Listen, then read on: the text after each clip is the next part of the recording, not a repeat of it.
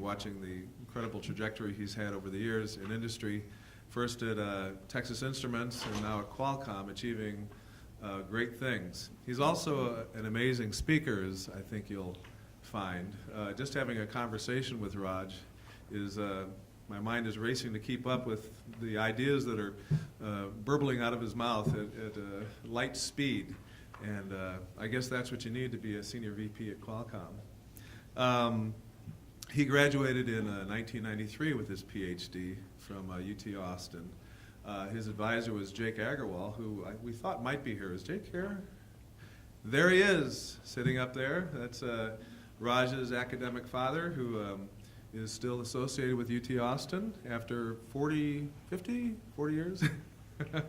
More than me at UT Austin. So thanks for coming, Jake, and also welcoming Raj.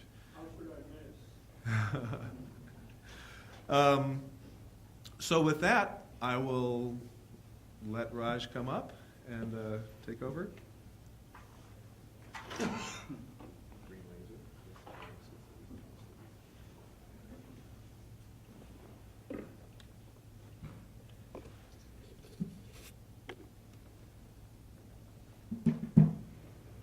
good morning. It's really an honor and a great pleasure to be here in Austin. I think I'm even shorter than Brian, so I'm probably like shrinking in time. Thank you.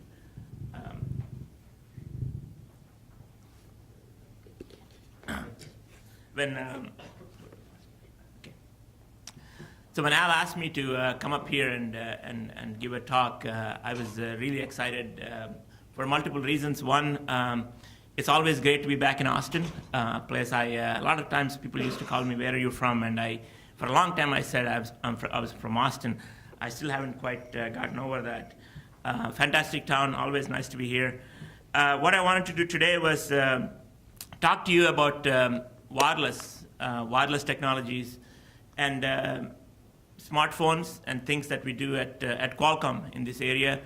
And then I did want to talk a little bit about maybe a little bit deeper, a little bit more depth on what goes into make a great smartphone and the kind of challenges that we face in the industry and the amount of technology that goes into that. Then I also wanted to frame it and talk about what is now got to be known as the Internet of Things and how we look at that at Qualcomm and where we see the problems of mobile connectivity and application processing that we worked on in phones, how it's expanding into other areas. So again, as Al mentioned, I'd keep it informal, and then I'll leave some time in the end so we can have some questions. And I'll be around most of the morning at least, so we can talk during the breaks. So with that, let me talk a little bit about mobile phones and scale of the mobile phone technology and the scale of the mobile phones as a platform. When you think about it, everyone talks about the fact that mobile phones are expanding and mobile is expanding, and we've got a lot of phones out there. But actually, the scale of how big it is, sometimes is hard to comprehend. It's hard to comprehend because you use it so much, you just get used to it. But when you look at numbers, it's actually amazing the impact that it's had on people. It's become, mobile phone or smartphone has become such a personal device. It's probably more personal device than anything else you own. Actually, the most interesting thing to watch is when someone misplaces their phone. I can see like 6 of you looking at your pockets to make sure you get your phone. It is actually a beautiful thing to watch. They're like, it's like they lost something, So it's actually pretty amazing because you have so much on that you care about.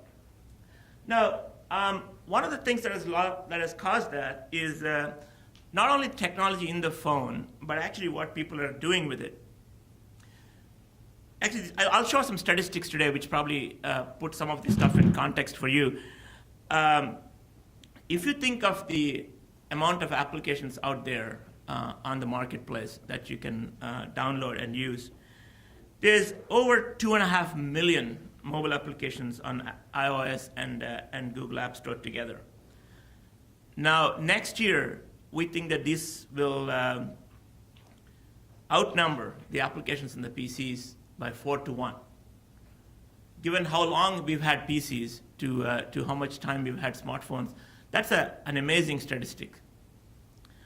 Now, something I tell people that there's a lot of implications of this statistic. One of the implications, let's say for people like us who make a living by making processors and modems that go into smartphones, and I'll just try to motivate that a little bit. Typically when we build a processor that goes into a smartphone, particularly on our high end of the smartphones, we spend 6 months or so defining what it should be. Typically in the industry, it takes us a year to execute that. Then we get all the software, get it ready for production. Our customers get these products. They spend another 6 months to 9 months, writing the software on it. Then the operator qualification and all that. By the time it gets into the market, it's probably about, on the high end, it's probably about 3 years. So today we are working on things that you'll see in 2018, 2017 in your hands. That's kind of what we work on. Now, what's the challenge of that? The challenge of that is if you actually get a smartphone, first thing you find is that when you get the phone, there's a lot of software that people like us from Qualcomm do, people like Google do, and our Microsoft and so on, and there's software from the operator. But give it a short period of time, give it a month. In case of my kids, maybe a week or 2 days. There is so many more apps and so much more software on that phone than from any of us or the OEM or the operator or Google. That's why this 2.5 million applications is such an amazing number, because now look at the challenge of people who make processors into those. We have no idea. We have absolutely no idea what's going to run on them 3 years from now. Because the applications that exist 3 years from now, we don't know.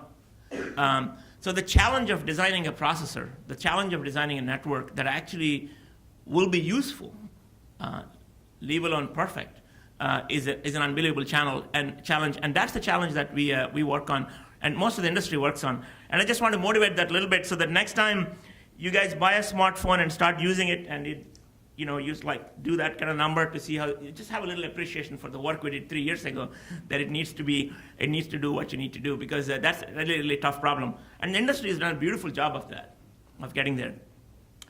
Let me motivate this a little bit by some data. If you actually look at how people use mobile phones, we find now that on smartphones, people spend, on an average, 147 minutes, which is over 2 hours a day watching the smartphone. That's much larger than the time they spend watching TV. And here's another very interesting statistics. We find that 65% of the tablet users actually use the tablet while they're watching TV.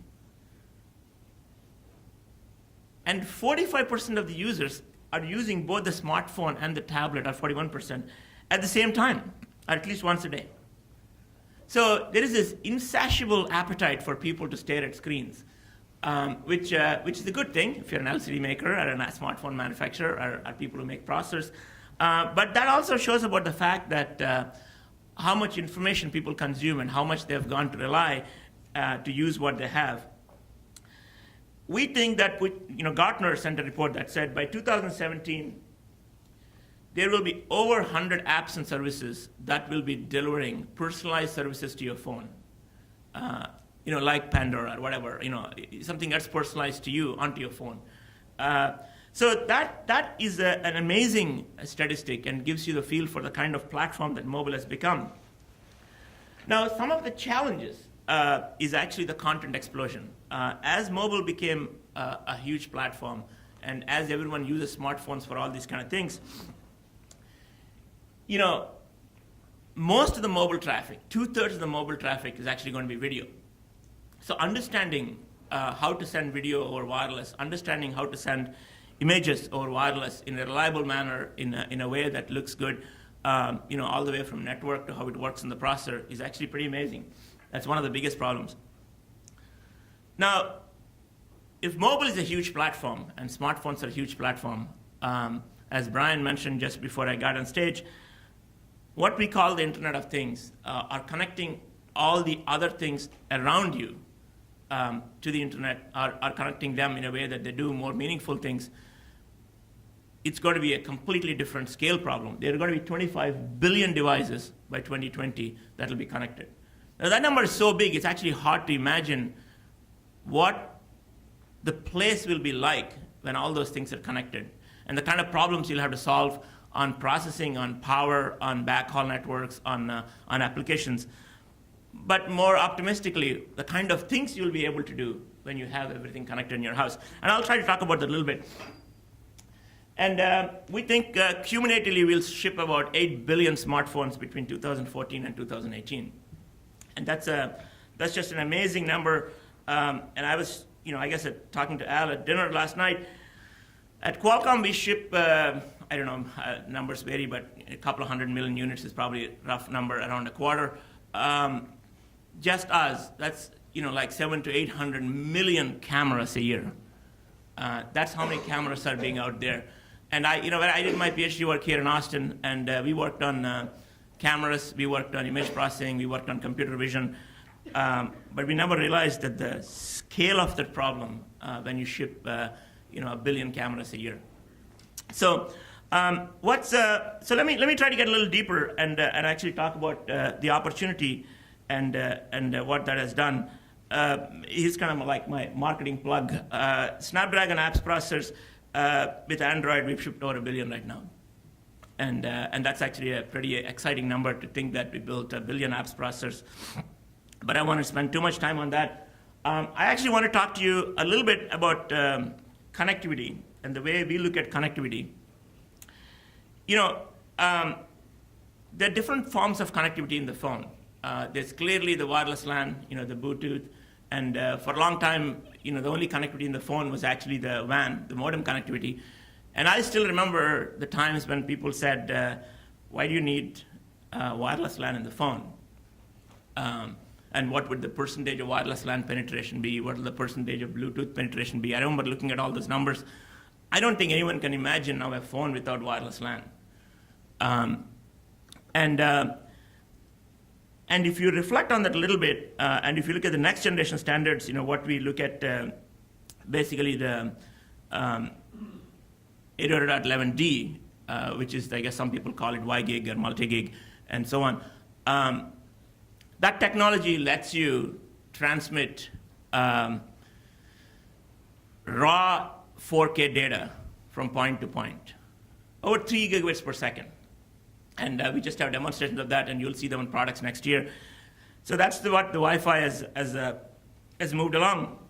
And if you look at what we've done with LTE and Cat6, we're now talking about Cat9, where we'll be able to get you 450 megabytes per second data throughput off your phone, of your LTE networks.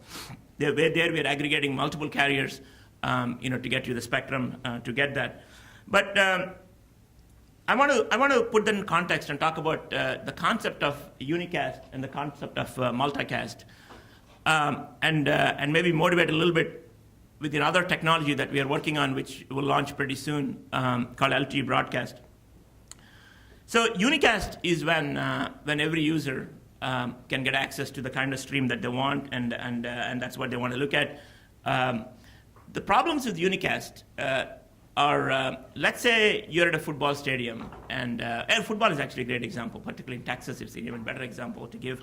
Let's say you're in a stadium, and every user is watching football. Now, football is one of those games where it's an hour game, but you spend 3 hours in the stadium. So there's 2 hours of dead time. And most everybody has got a smartphone, these billions that we shipped. And everyone pulls out their smartphone, connects to the internet, and tries to look at another game, which they're not watching at that point. You guys know this one. They want to see what else is going on. So everybody's hitting the network at the same time in a stadium. So basically, people like Verizon, who do NFL mobile app, turn the app off when you go into a stadium. Because if you have an NFL Sunday ticket, you can't actually use it inside a stadium. And one of the reasons is everyone wants to unicast that. Unicast, the red zone or whatnot.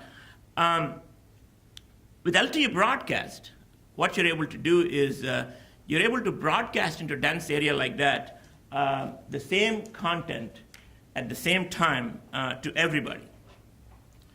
So now imagine, things like NFL being broadcast into dense areas, and you're watching the Cowboys play or whatnot, and during a break you want to see how the Eagles are doing. You can just get to that, but it's broadcast to everybody, so it actually takes very little bandwidth, but it actually broadcasts the same thing to all the people. And the other interesting thing about LTE broadcast, there have been a lot of efforts to make TV broadcast happen on phones. We took our run at it at Qualcomm with MediaFlow, which never quite took off. But I think I'm actually pretty optimistic about LTE broadcast. A couple of reasons. One, it's controlled by the operator, and two, the operator doesn't have to do anything else to add to the network. It uses existing networks. It uses the same radios that we already built into the phone that you're already paying for. So there's no new hardware and no new network deployment that's needed. And if you look at the new video coding standards like H.265 and HEVC, we've actually improved the compression tremendously. So now you can get HD streaming over LTE broadcast network. And I was fortunate to be at Roland Garros last year, and I got to watch. They were trialing LTE broadcast, and I believe that this year they'll launch it. They at least mentioned to me that Orange will launch it inside the entire stadium. It's pretty amazing. So when you go into something like a tennis match venue, and there's 20 matches going on at the same time, and they can broadcast 4 or 5 channels, so you can be in one stadium watching one game, and you can tune to any of the other ones anytime you want, because it's broadcast all over the stadium. Now there's a lot of commercial implications of that. The interesting part about that is the business models are still evolving. How would you monetize that? I mean, you can think of operators charging a little bit extra for getting that capability, or you can think of advertising. You can think of other interesting models, like, for example, when you're getting a stream, here's a kind of a, let's say you're at football and game, and you could ask, what do you think the next play is going to be, run or pass? Now people can interact with their phones and click that. Now the backhaul now just has very little data going back, but then you can connect that and get data back. So it's actually a very interesting use case of how that will develop in time. So we're pretty excited by that, and the networks are actually ready. We are trialing this.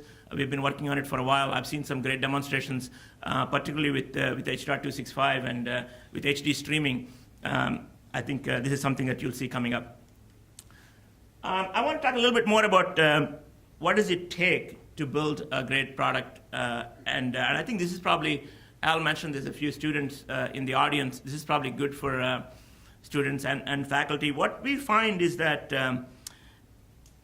the world has moved to the point where you can make effective solutions by knowing any one thing well.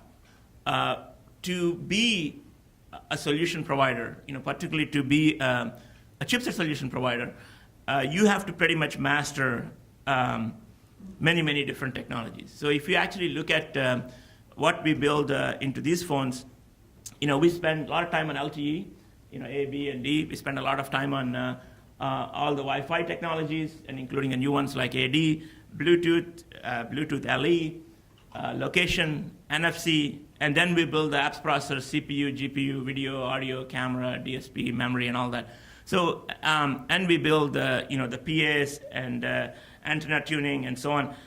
So it really needs mobile phones, and being effectiveness in mobile phones is really a system solution, and it's a system that cuts across communications and applications processing, and it's a system that cuts across silicon technologies and software. It's a system that cuts across understanding what is on the client and what's on the cloud, and it's an amazing problem, and that's kind of like what I encourage students is to really try to learn and get some breadth on across multiple areas, because that's what we need to be really effective in this space. Now, I touched upon LTE and wireless LAN. Once you build the system problems, I actually want to put wireless LAN and wireless WAN in context. When we first started doing WAN and wireless LAN, we felt one thing to do is now we got 2 radios, and we need to figure out how these radios actually work together and how these radios converge. So that's kind of my first slide here when I was talking about optimizing the connection. So what that means is, you show up at your workplace, you would automatically like to switch to Wi-Fi because you're on a Wi-Fi network. You don't really want to use your data plan. and you get into a place where the coverage is not so good on WAN, you want to switch to your WAN, LAN or WAN, whichever is better. Now, the next thing is basically, that's what we call the connectivity manager, which actually we launched. The next thing is really coexistence manager, which is how do you take advantage of both? How do you take advantage of sending some data, for example, on a WAN network and some data over a LAN network, so you can actually put those two together? Now it's actually moving to the part where the carriers actually want to offload some of the data off of the WAN network onto the LAN network, because particularly if you're doing things like FaceTime, things like video conferencing, they can't really monetize very well things like video conferencing applications. So they'd rather have you not eat up the network bandwidth and be on the WAN. So they actually would want you to monetize that. And things like voice over LTE and VT interleaving are what's happening now. But the next stage, we think, is seamless integration where you can actually do LTE in unlicensed bands. But at the same time, the LTE and Wi-Fi, you'll get them aggregated. So what's going to happen is when you start using a phone, you don't think of WAN and LAN as two different radios. It's going to be a seamless connectivity that optimally chooses the right one for you at any given point of time, and there's a lot more optimization. And that's how we look at it, Qualcomm, and we actually integrate all the radios onto the die now so that you actually don't really have to worry about how you're communicating. And that's true with things like Bluetooth and 15.4 and AH and so on. Let me switch gears a little bit and talk to you a little bit more about apps processors. There was a time when the way we used to build application processors, people used to ask me, if it's got a 3-year period to figure out what's going to come next in the apps processor, how do you determine what happens? And I used to tell the story that my job at Qualcomm is product management, which is I get to define what needs to be in the processors that come out 3 years from now, 4 years from now. It used to be a fairly simple job. I used to go to CES every year, and I walk around and I look at what's happening in digital cameras, what's happening in audio, what's happening in cars, what's happening in navigation systems, and come back and tell the teams, this is what is going to come into mobile phones, so I think you guys should work on that. Because typically all the consumer electronics devices were 2 years ahead of the mobile phones. So it's actually a pretty straightforward problem. And everyone thought I was really smart. All it was a ticket to Las Vegas every January, and you could figure out what's coming. Unfortunately, that is not working for me anymore, because the cameras now in the phones are actually way ahead of the cameras out in the market. The audio systems that we put into the phones are actually way ahead of what's in audio systems you can buy at home, buy in most of your receivers, most of the speakers that you get. As I was talking to the guy from Google yesterday, the navigation system that's in the phone is way ahead of anything in your car or your GPS. So we have now moved to the point where in mobile, the experiences have gotten ahead of their consumer electronics counterparts. And that has really created a very interesting challenge. And if you actually think of the kind of things that we've done industry first, this kind of shows you people want more performance, people want more features, people want more functionality. And I just threw here on this screen a list of things that we actually support in these smartphones. And if you look at any one of these areas, like computational cameras and carrier aggregation, they're complex problems that we address. And I'll talk a little bit about computational cameras, because I think it's a problem that's very interesting and very exciting. I've spent a lot of time in cameras. One of the things that people realize is if you look at the camera in these mobile phones, this is actually a Sony phone I'm using today. It's a 21 megapixel camera. And to think that you'd have a 21 megapixel camera with a pinhole like that takes great pictures is pretty amazing on a handheld device. The optics that are needed to do that, the amount of processing that you need to do to produce that picture is actually stunning. And the amount of breakthroughs that have gone in to make that work, what we take for granted. Because, when we were working on this, we said, maybe we should put like 2 or 3 or 4 megapixel cameras in phones. And the first thing that came up was, there's no way we can make optics that can do a good job of converging light onto that. Today we do 21. I think we're doing even bigger pretty soon. But an area that's very interesting, which has now come about, is the concept of computational cameras. And the idea is this, and we actually launched one along with our partners called Lightro. I don't know how many of you have seen that camera. But the idea is, instead of looking at the scene through one pinhole, what if you could look at it with an array of cameras? And this could be a 4x4 array, or an 8x8 array, or 2x2 array. Then what happens is you essentially are looking at the scene from multiple viewpoints at the same time. But the way these cameras are set up, you see the same scene from every one of those cameras. When you do that, you essentially have a problem that a lot of us who went to school here worked on in computer vision, which is you have to solve the correspondence problem of multiple cameras looking at it at the same time, and then you can recover a little bit of the structure. And that's a problem that we worked for a long time, as my advisor would know. We spent a lot of time working on that. But now it's actually becoming real. It's becoming real, and the applications are actually very interesting. The applications are very interesting because suddenly now you have a depth camera in your hand. You can now take pictures with depth.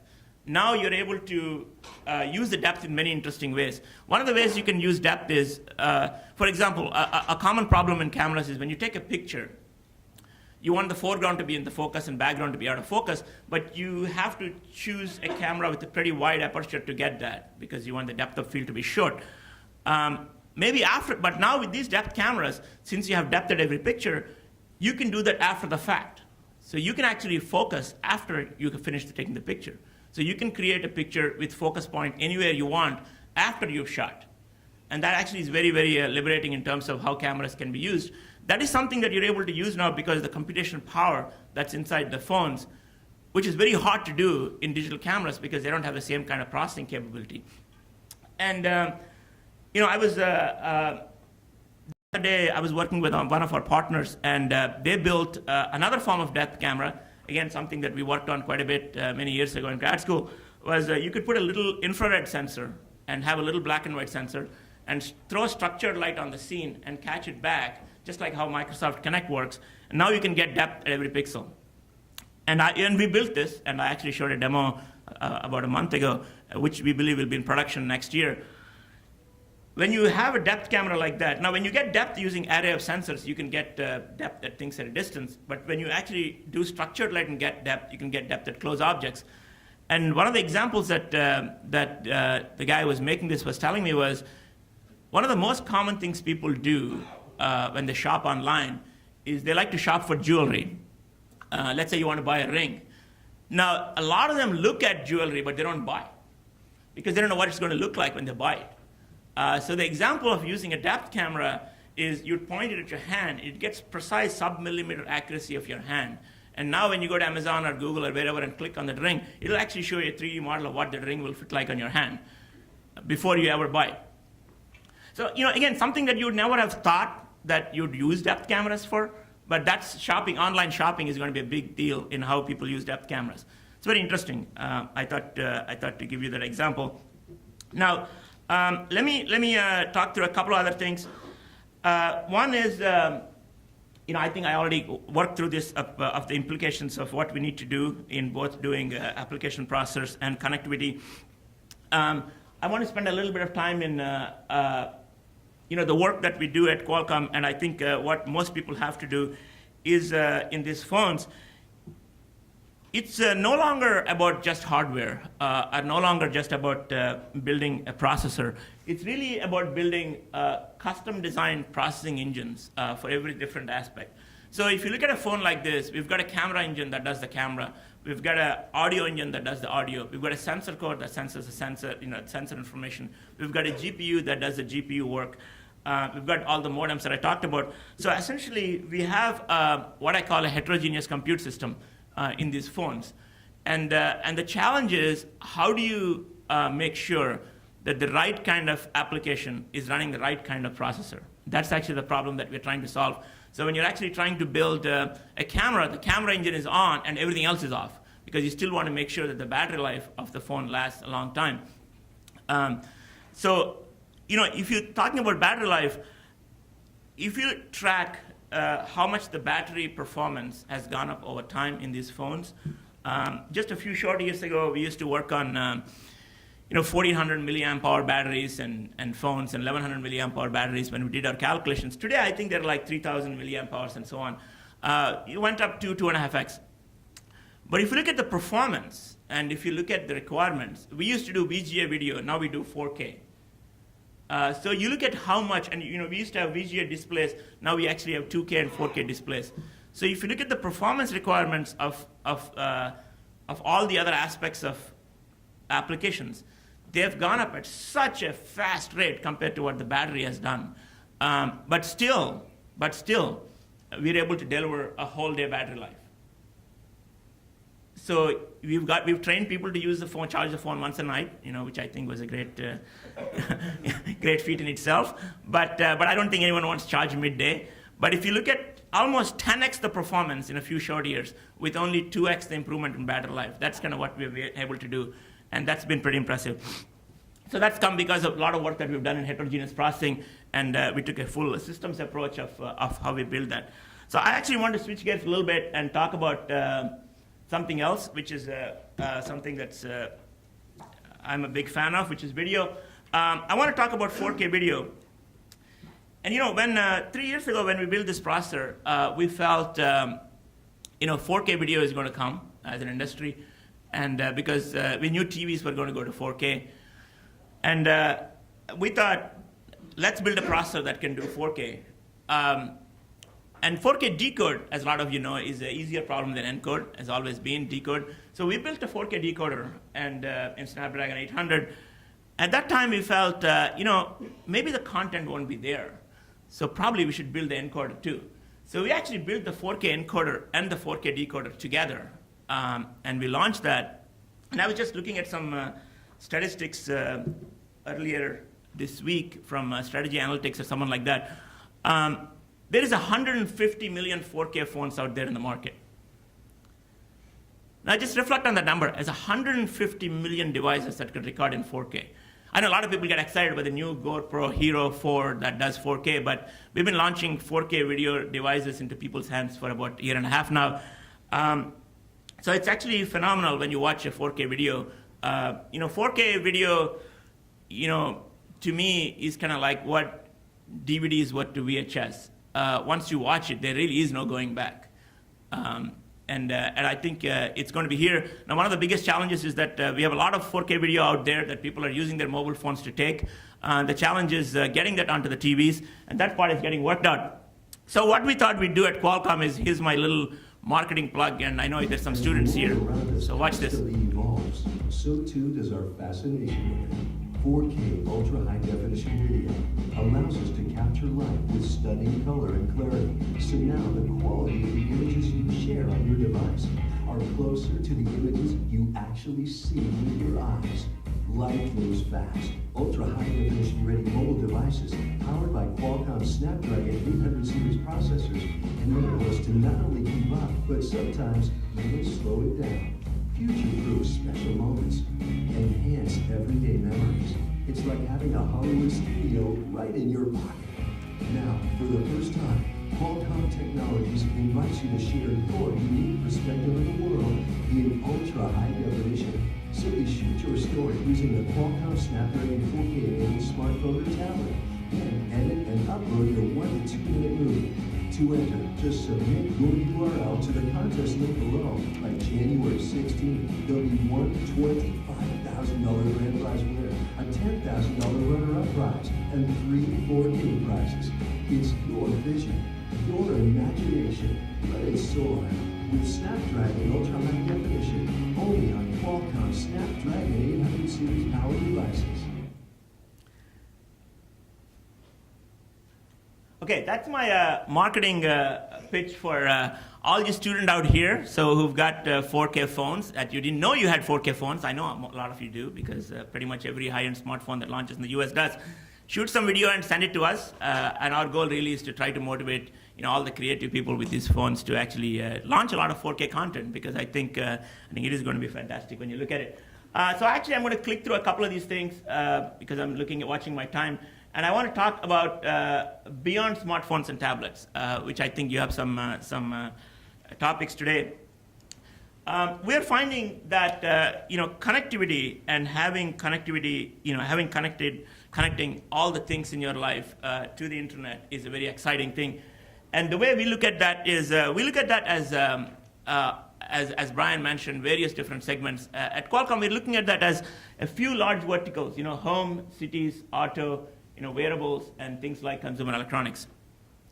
Another way to look at it, this is not my own, I don't remember who said this, but I said you can think of Internet of Things as Internet of my things and Internet of all those other things. Internet of my things are the things you own, that's how you want to connect them to the internet. Could be your speakers, could be your phones and whatnot. Internet of all those other things could be your parking meters, your electric lights, and so on. But in any case, however you look at it, it's a phenomenal opportunity for a lot of people. The business models and how people are going to make money still needs to be worked out. It's not so clear how that's going to play out, but I think it is going to change the way we live. And I'll give you an example. I spent some time visiting various customers, and about a month ago, I was in China, and I visited this company. This company's name is Midea. Most of you probably never heard of them, but they're actually the #1 appliance company, or #1 and #2 appliance company in China. They make 250 million appliances a year. And I went by their factory to see how they do it. It is actually unbelievable. It is actually unbelievable to watch the production and what they build. They build air conditioners, they build refrigerators, they build vacuum machines, they build rice cookers, they build air purifiers, they build heaters. They've been doing this for 30-some years. Phenomenal company. And I had the good fortune of having dinner with the CEO. And he was telling me they're looking at 30% of all of them being connected. And they're already launching 5-6 products right now with Wi-Fi enabled.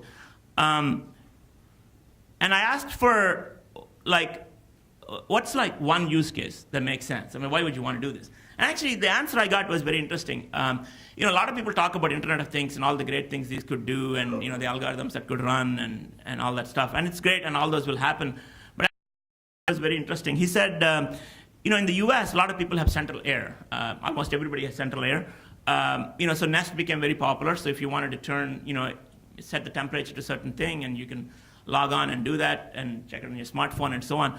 A lot of people don't have central air in most parts of the world. They actually have air conditioners in every different room. Coming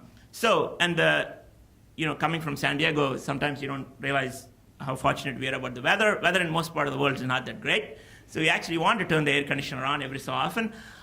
So one of the #1 applications he said was air conditioners, because people want to leave their home in China and wherever and just pick up your phone and turn your AC on at home so that by the time you get there, it's at the right temperature. Just that simple application actually motivates pretty much most people to put some form of connectivity into their air conditioners. And the other things you can go on from there. The air is not so great in China, so you have air purifiers that actually detect the carbon content and stuff like that in the air, and then automatically turn on and give you a signal. So your air is not so good today, you want to turn on the purifier. Of course, my personal favorite was actually the rice cooker, because coming from India, I love to eat rice. I eat lots of rice. And having a rice cooker that you can control over your phone to cook the right kind of things away is perfect, because as most of rice eaters know, if you put the rice cooker on too long, the top of the rice gets crusty and it's no good. So I think there's so many other applications that people can think of on Internet of Things. But it was amazing for me to see all the appliance manufacturers and how they view that. Things like parking meters are kind of obvious examples. You're driving around downtown, you're always trying to find where to park. Wouldn't it be nice if every parking spot had a little Wi-Fi connection or something and told you, here is your free parking spot? That in itself is a beautiful, easy problem to solve. You're driving up there, your navigation system says, your parking spot is here. And all the cars are connected. All you need to do is put a little connectivity into those. So we actually think that there's tremendous amount of simple applications that people would like to use in their everyday life. And that's what motivates a lot of us. Wearables, another area that we are looking at. Very exciting space. I know all of you, and including me, are waiting for the Apple Watch to launch. But there's quite a few other ones out in the market right now. And we worked on quite a few of them. Actually, we find that it's very interesting to have a watch that's connected. or a device that's connected. I think with dinner yesterday, I was talking to Al about this. I don't know how many of you know this, but the new Samsung Galaxy S watch, I was just reading up on it. It comes with a phone. It comes with a phone well, actually, it comes with a modem. It doesn't come with a phone number. Now, what that means is you can add that watch to your data plan, and it shares your data plan. And then if you leave your phone at home and you go for a run, or you don't want to carry your, the phones are getting bigger and bigger in your pocket to a party or something, you still have the connectivity. You don't have to be close to your phone and connect it over Bluetooth. It connects over wireless WAN, except it's using the same data plan. So I think it's a great example of how wearables will actually be very useful. So we look at those as another interesting market. Another market that we look at and we think are very interesting is actually the car and the car getting connected. As the cars get connected, this is actually really an obvious one. We are now selling a little bit into the cars, particularly modems and apps processors. So I get to talk to people like Audi and so on, and their vision of the connected car. It's actually amazing what you can do when your car is connected, both in terms of diagnostics, both in front of entertainment experiences, both in terms of how it connects to your phone, and how you can download your directions to it, to it telling you where your parking spot is. So I think it's going to be really interesting. And as Brian mentioned, I think it's going to be one more of those edge clouds. The car would be an edge cloud, and there's particularly when you're commuting and there's multiple people on that, just like how your airplane is. So I talked a lot of different stuff, but I want to kind of like maybe try to bring them together a little bit. We think that mobile technologies are really fueling and set the expectation of what people expect from their phones, and what people expect to be able to do with that. And as that technology expands from phones into cars, into the Internet of Things, and all of those things get connected, I think the opportunities for all the people in this room, all the people in the broader ecosystem are tremendous. And I think more importantly, how that would affect your life in a way that it makes it a lot more convenient and easy for you to do what you really want to do, and not worry too much about finding a parking spot easily, which I think those kind of things are going to be really, really exciting. And once again, I want to thank you guys for giving me the opportunity to come here and ramble a little bit on stuff that we talk and stuff that we do. It's an exciting time and place to be in this industry, and thank you.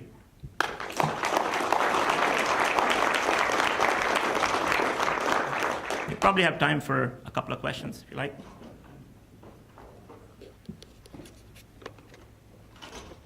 Yeah, Brian. Yeah, so Raj, how does Qualcomm play in IoT? What's your view of you make processors? How do you view your eventual? Are you going to be the platform? Are you going to be the processor? What's your view of your role in that world? Yeah. Yeah. The question is, how does Qualcomm view their role in IoT? It's a probably a simple way to summarize it. We look at it as an exciting opportunity for us to expand the technology that we've done in mobile into lots of other things. In some cases, it'll just be selling connectivity components. In some cases, it'll be selling both connectivity and application processors of some sort. But in any case, I think at this point, actually, what a lot of people don't realize is that we actually do already sell a lot of components into what we call IoT. We sell a lot into TVs, we sell a lot into soundbars, we sell a lot into the GoPro cameras. We sell a lot into a lot of those things that are connected today, use our Wi-Fi technology and some of our application processor technologies. But we just see this as an exciting, growing opportunity. Please wait for the mic when it's your turn. Right. Can you comment on the frame rate that you use for capturing 4K? Yeah, they're all 30 frames per second. And 8 or 10 bits? The current products are 8-bit, but the 10-bit ones are coming. And in terms of the power consumption when you're encoding 4K and versus decoding 4K, can you comment on that? Yeah, actually the power consumption in a device is based on multiple things, like, for example, the sensor, the display. So when you actually record 4K, not only we have to do the video encoder. We have to do all the camera processing and auto exposure, auto white balance, and all that. We have to write to the card. We have to resize it to put it on the display. So it's a whole system. I don't remember the exact numbers, but I do know this. We're able to do it in this envelope, so you can actually use it and take multiple minutes of it and record it for a while. So we did work in it so that it works on this battery. I have a question. Yeah, please. You mentioned video is 2/3 of traffic coming, and maybe beyond that. 4K and increased, bandwidth with very large videos and so on. These devices are, just incredibly amazing in their capture and display capability. Are we going to get ahead of the networks? I mean, is the network going to be able to sustain all this video traffic? Are we going to crash or have poor quality of experience? And what's going to happen going forward? Yeah. So good question. I think that. As I mentioned, we are working quite a bit on both aspects of the problem, which is, getting better compression, like H.265, 40% better compression. So I think that helps a lot. But still, 4K goes up more than 40%. Actually, what we are finding is that with things like Cat6 and Cat9, we're able to drive up to 400 megabits per second at the Cat9 rates. And at that rates, I think. We can handle a lot of the 4K stuff. Now, obviously, if everyone started downloading 4K videos at the same time, that'll be a problem. But I think there's use cases are also different. I think what happens is a lot of times people watch it over Wi-Fi when they're close to it. A lot of times they'll probably use things like AD to actually go to the TV. Sometimes you'll watch it over wireless LAN or wireless WAN. So I think the use cases are actually a little bit more distributed and not just. And sometimes it'll be broadcast. So there's a lot of different ways you can get video, and they're not all unicast, single stream on wireless WAN. So I think that's why. But in any case, we have to continue to work on the network side because the content is moving faster than the network can. So it's great that you can get that squatter Cat9 gets you 400 megs. What about backhaul? How do you get it out of the base station back to the network? I think there's somebody from Huawei here who can probably talk about that. I'm just kidding. I think there's multiple ways we look at it. We're also looking at it things like what we call small cells, where what we're looking at is actually having almost a base station in everybody's house, where now you actually have small base stations that actually share the connectivity before they go to the backhaul. So I think there's a lot of different aspects of it being worked on, and not just the current network topology. Yeah. Maybe a microphone? I have a microphone here, sorry. Okay. I'm next.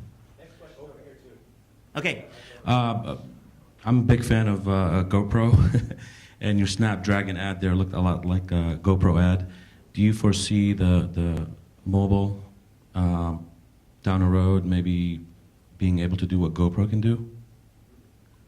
In terms of capturing video, like 60 minutes or Ultra 4K, Yeah, so I'm a big fan of GoPro too. We actually sell something to them, but actually, the Snapdragon 800 processor that we launched started doing 4K 30 last year. I think the GoPro Hero just launched that can do 4K. So we actually been doing this for a year and a half. It's probably been a better kept secret than most people know. There's other aspects of GoPro that are very interesting, which is the form factor. It's small. Battery life is better. It doesn't have a display. You can connect it. So there are lots of other things about it that are nice and convenient. In terms of technology to do what that does, it's already in your phone today. It's really a question of form factor and how you use it. Question. If you look at optimized usage of the 5 gigahertz spectrum for 11AX versus LTE-U, do you see one being a winner over the other? No, we don't see one being a winner over the other. I think they'll both operate and be there, and I think it's a really different use case, and I think they both will coexist. There's one in the middle here. What do you see as the biggest barrier to continued AP performance improvement? Is it process scaling, power consumption, or thermal limitations of the phone design itself? The biggest barrier, we think the biggest barrier is actually, ironically, thermal, not power, because we can get the battery life and we can get the power numbers to be reasonable, but what happens is you can't get the heat out of the phone fast enough. which is actually very interesting. A lot of people wouldn't think that's the number one problem, but that actually is the number one problem. And I think that will get better, so we are working on those aspects of it. And the other one, I think, is just people willingness to pay more, because these things do cost more to make. And as you guys are seeing, there's a little bit of slowness of high-end phones, but that'll go away in time too. Okay? Let's Thank you very much. Schedule. Thank you for that wonderful talk.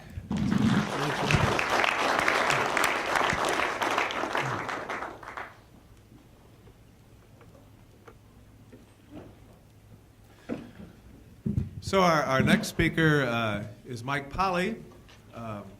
Mike is not a UT alum, but he did get all of his degrees